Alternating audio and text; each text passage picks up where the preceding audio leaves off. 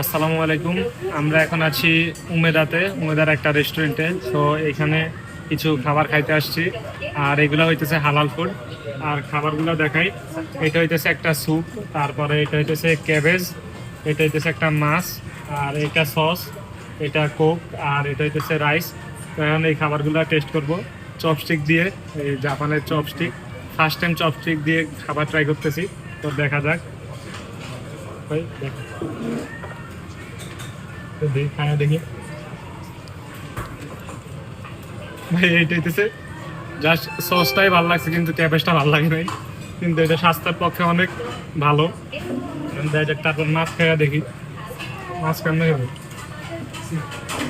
লাগে না। ঐশী দেশ না, ঐশী। তো এখন এই খাবারগুলো ট্রাই করবো। আর আমার পিছনে আছে বড় ভাই রিয়াজ ভাই, আর আরো দুইজন আছে আশেপাশে। তো এই খাবারগুলো এখন ট্রাই করে দেখবো কিরকম। আর এই যে হাতে কাছে ভাত, এই যে চপস্টিক দিয়েও ভাত খাবো, এই স্টিকি রাইস। তো